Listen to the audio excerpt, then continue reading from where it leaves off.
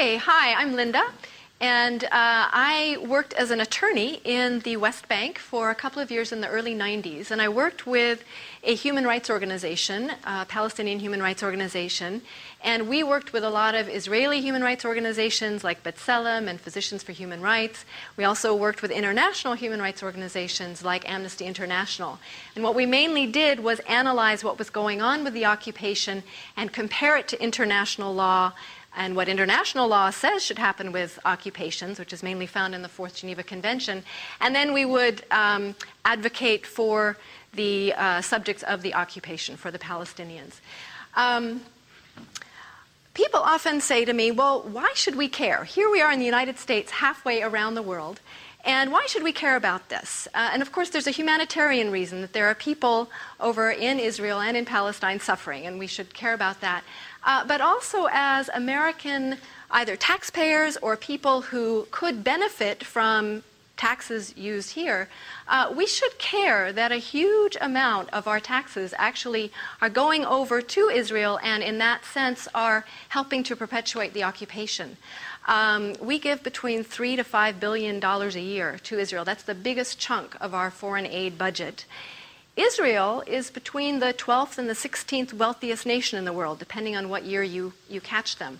So they're not one of the poorest nations in the world, and yet we give them a huge amount of our foreign aid. And what I want to do is take a look at the occupation from the perspective of our Foreign Assistance Act of 1962, which says what we should be giving money to provide when we're giving foreign aid.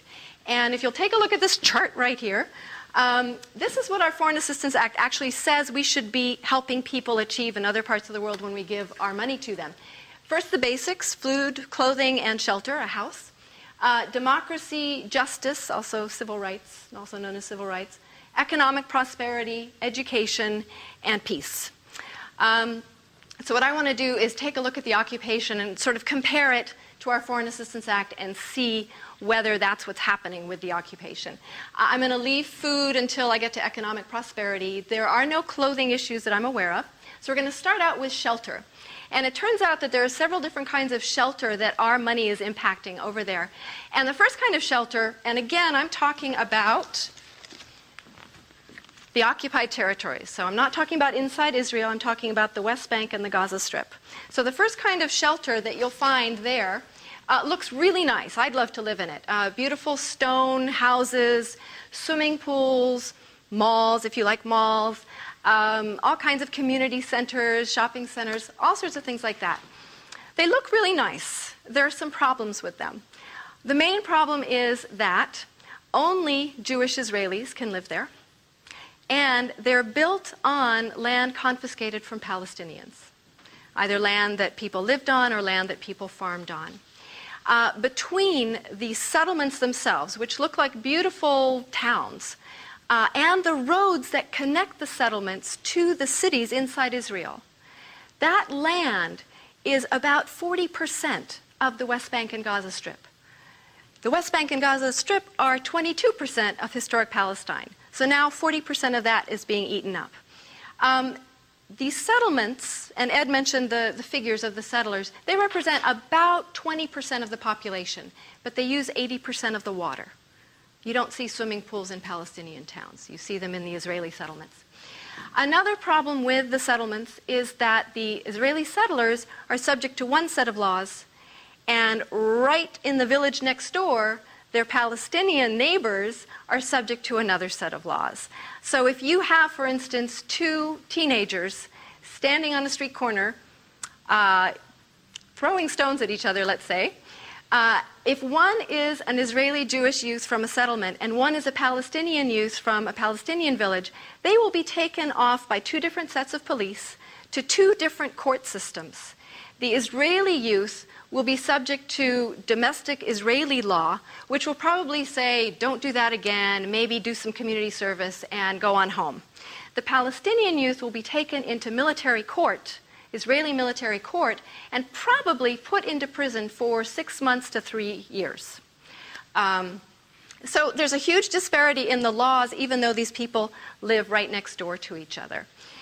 Another problem with the settlers is that it's all against international law. The Fourth Geneva Convention, which was actually drafted right after World War II with the situation of what happened to the Jews in Europe in mind, the Fourth Geneva Convention says you can't move people around, basically. You can't transfer your population into occupied territory, and you can't transfer people in occupied territories out of the occupied territories. So Article 49 of the Fourth Geneva Convention makes settlements totally illegal. That hasn't stopped Israel from building about 155 settlements around the West Bank and the Gaza Strip, plus a huge ring of neighborhoods around East Jerusalem.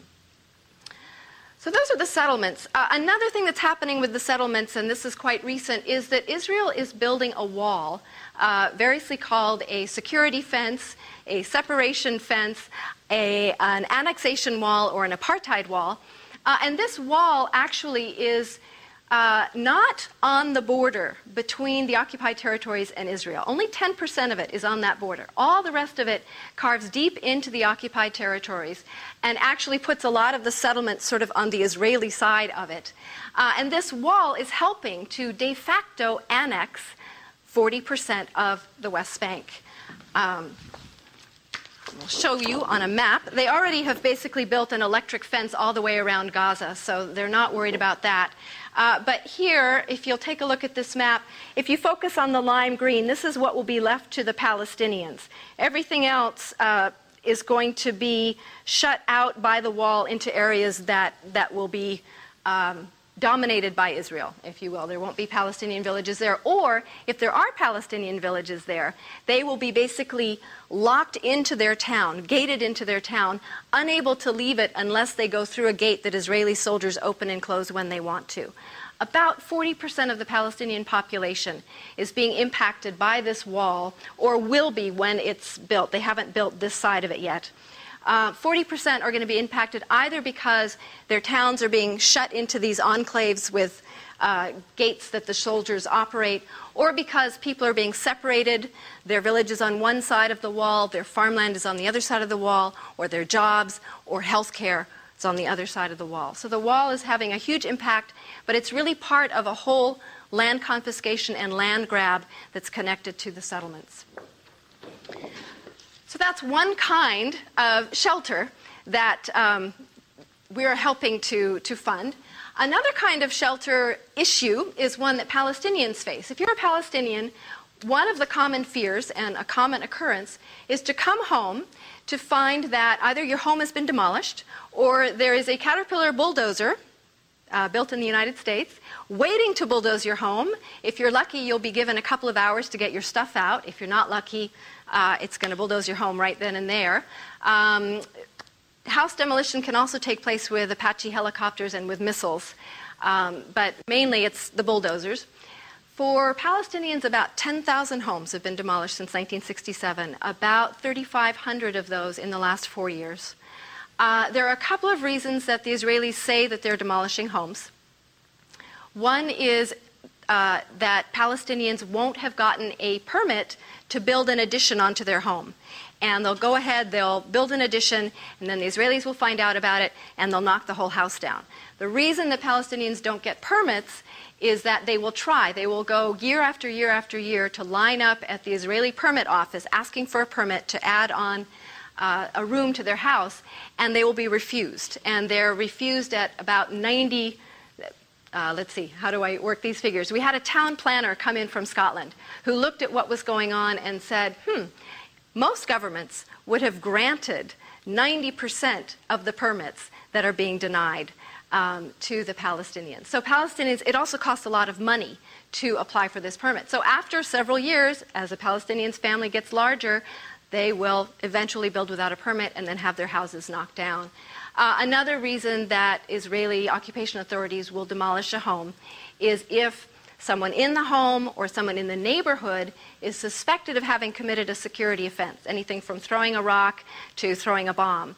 Now, that doesn't mean that that person has not been held accountable. They will go and find that person and take them to jail, but they will also then go back and demolish the home.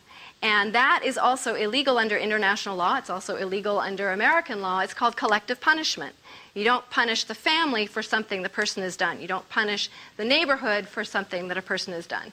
You don't punish a state for Timothy McVeigh blowing up the Oklahoma federal buildings. You punish the person. So that is Article 33 of the Fort Geneva Conventions. House demolition should not be happening, but it is. One other kind of shelter that our money impacts, that the occupation impacts, is what Ed alluded to with the refugee camps. People are being forced to leave either Israel proper or the West Bank and Gaza Strip. They were forced to leave in 1948, forced to leave in 1967. And I'll talk about economic prosperity. They're being forced to leave all the time, actually. And when their houses are demolished, they're also forced to leave sometimes. And they will end up in refugee camps, either in the West Bank or Gaza Strip or outside the area. People are also expelled. They're just picked up, arrested, and thrown onto the other side of the border. So all of these things add up to a policy of purposefully trying to drive one ethnicity out through violence, through terror. Sometimes it's fast, sometimes it's sort of slow, ongoing.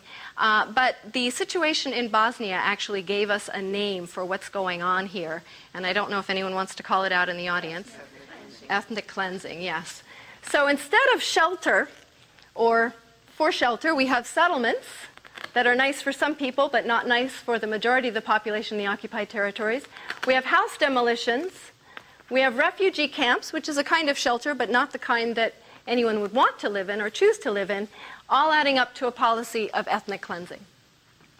What about democracy? And by that, I'm just going to talk about basically the right to vote. Palestinians are ruled by about 2,500 military orders. Those are the laws. And they are ruled by a military governor who issues these laws. And the military governor is appointed by the Israeli government. Palestinians in the occupied territories cannot vote in Israeli elections. They have no vote. So instead of having democracy, they're being ruled in a military dictatorship. They're also paying taxes to Israel. They used to pay an income tax. Currently, there's not the income tax, but they still pay a sales tax.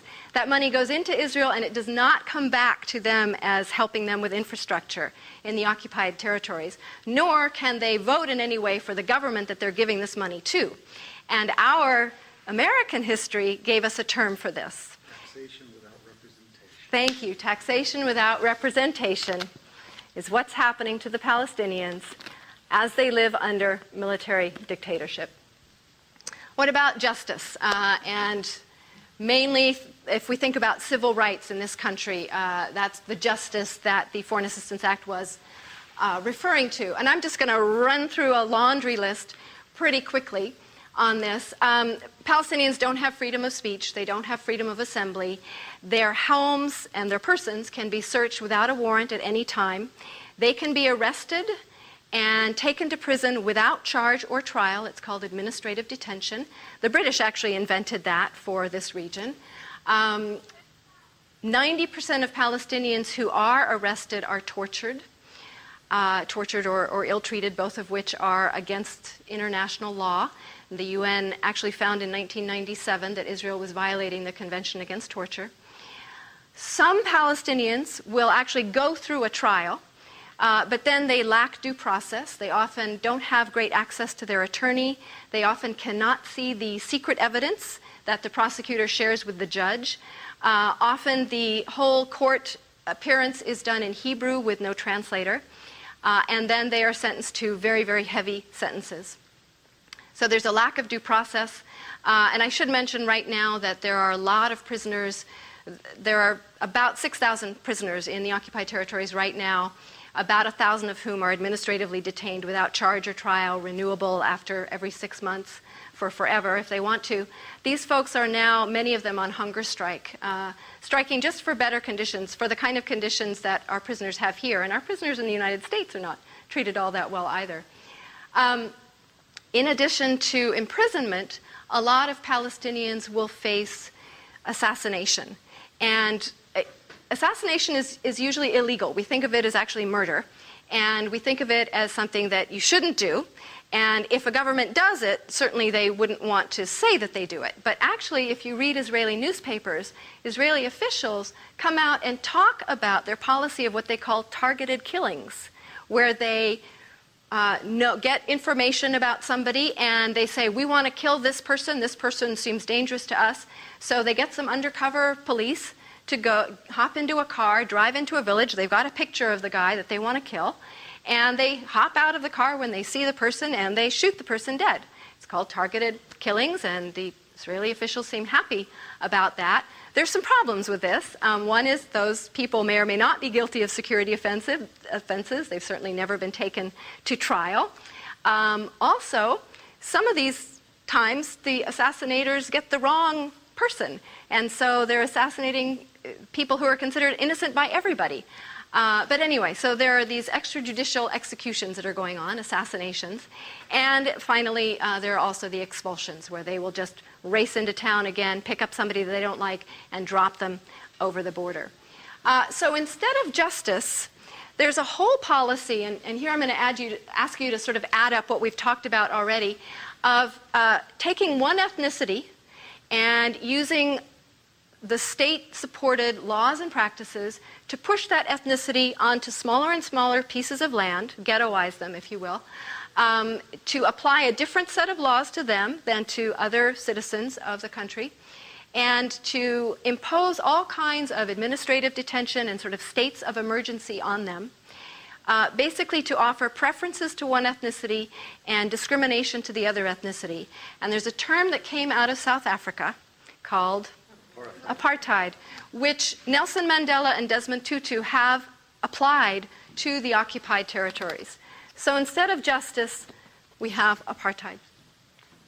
What about economic prosperity? If you can somehow just keep your head down low, try to avoid all of these problems, maybe you can just get along, have a job, feed your family. Unfortunately, not true. Since 1967, since Israel occupied the West Bank and Gaza Strip, the economy has been what Sarah Roy, a Harvard economist, calls de-developed. It's actually gotten worse in just about every way since 1967. That is not true of any other place in the region. It's certainly not true of Israel, which has gotten better since 1967. It's not true of Egypt. It's not true of Jordan. It's not true of any of the countries.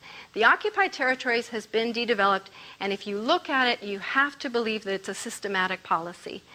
Israel basically controls all of the borders and all of the ports of the West Bank and Gaza Strip.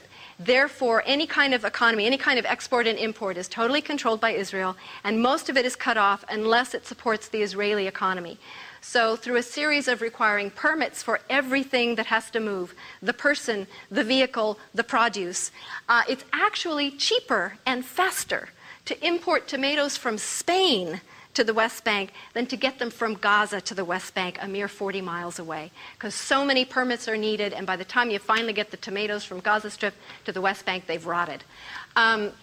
Not only has Israel controlled all of the surrounding areas to the West Bank and Gaza Strip, but now Israel is imposing checkpoints and roadblocks and closures all throughout the West Bank. There are over 100 permanent checkpoints throughout the West Bank and Gaza Strip, and additional roadblocks and checkpoints that will spring up at any time, leading to total unpredictability. And if you think about what an economy needs, part of what an economy needs is predictability. I need to be able to promise that I can be at my job tomorrow, occasionally calling in sick maybe, but generally getting to my job. I need to be able to promise that I can get my goods to you when you need them. None of that happens in the West Bank and Gaza Strip because of the checkpoints. When Ed and I were over in the West Bank, we would meet 30 people sitting on a roadblock, waiting while the soldiers checked their permits for 4 hours, 6 hours, 8 hours. And we would say to them, "Who are you?" And they'd say, "Well, we're the teachers for all of the schools in those 3 villages. We can't get there today." So not only are they losing out on their job that day, but all of the school children in that village don't have school that day. Israel requires that almost everything be done with a permit, as I said, and there are the most detailed military orders about things like growing wild thyme. You're not allowed to grow wild thyme, presumably because it competes with something in the Israeli market.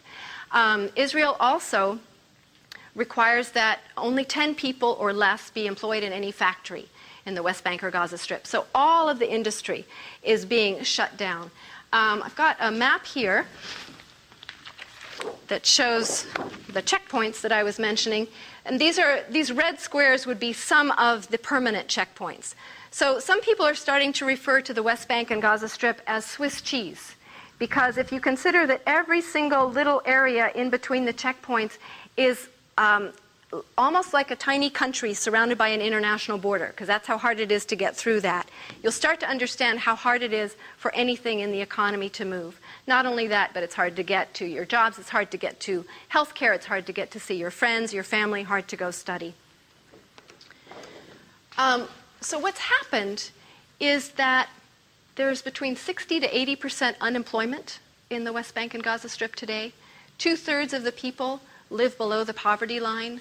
1 in 5 children, according to CARE, is chronically malnourished. And the UN has declared a humanitarian crisis. The economy is shot. When I go over there, I ask my friends, how are you even living? Are you not starving? And of course the answer is that people are starting to starve. But the Palestinians are basically a very communal society. The only way that they're surviving is that if you have food, you won't eat unless you make sure that everyone in your apartment building, say, has a little bit of food to eat. That plus remittances from overseas. Some of the people being pushed out by Israeli land policies are finding jobs in other countries and sending money home. That's the only way that the Palestinian economy is, or the Palestinian people are surviving. The Palestinian economy is not surviving.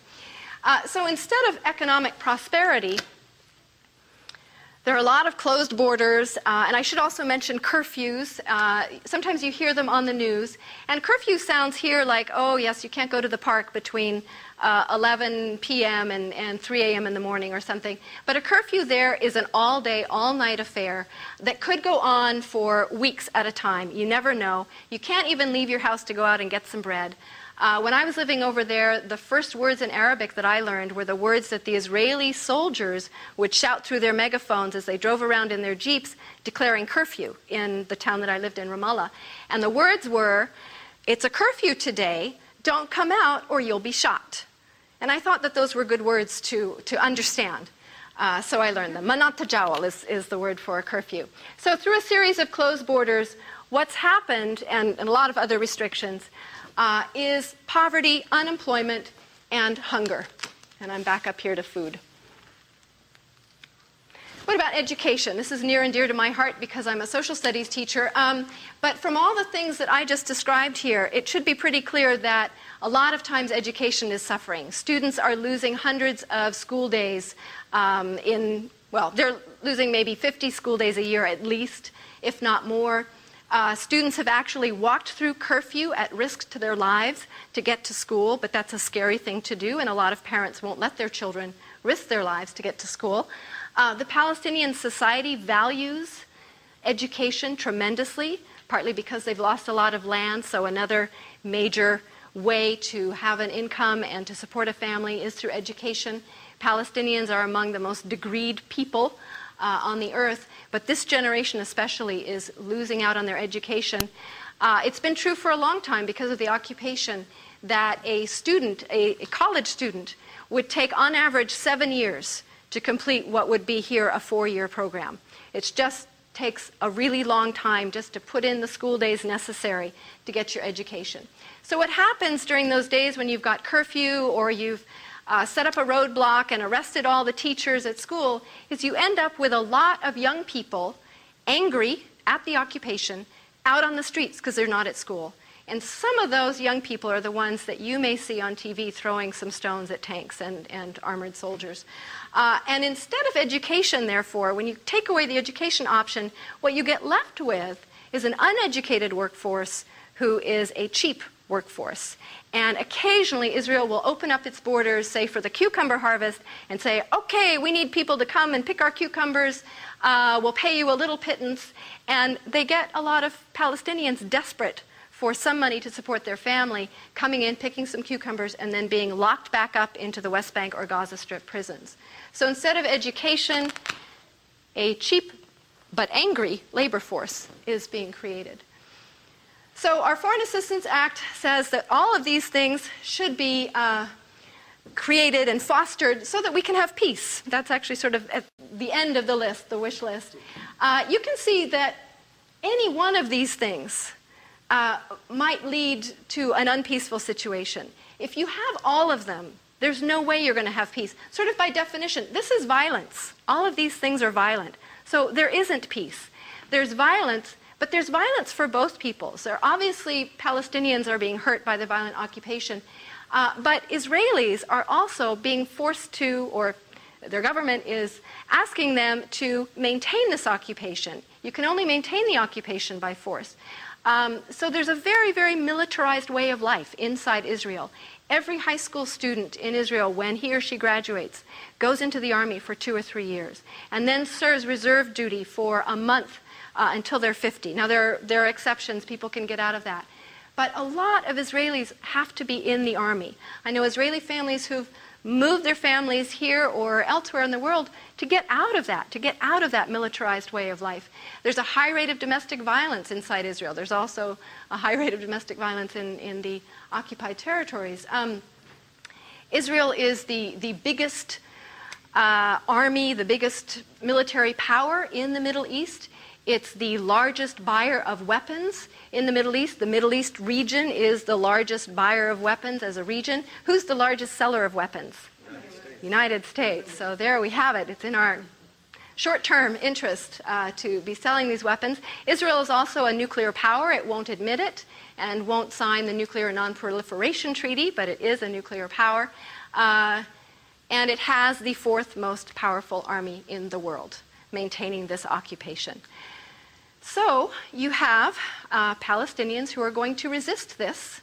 Some of them are going to resist it simply by staying and living on the land.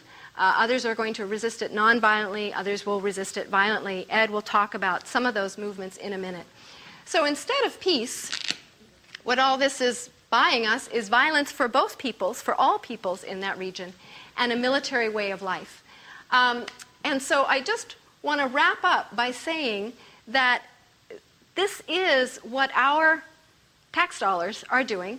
And some of you may be wondering, well, why are we doing this? Why are we supporting the Israelis in this way? And we can sort of save that for question and answer. I'm just going to mention a few key reasons right now, but not actually explain them. One of the reasons that the United States supports Israel, and we do it not just with money, but also we veto UN resolutions, we sell them weapons even though Israel is violating the Arms Export Control Act. We make presidential speeches that say that all is okay and the settlements are all right. So one of the reasons that the U.S. supports Israel is because we've got a very strong weapons industry here, weapons lobby. We have a very strong aeronautics lobby.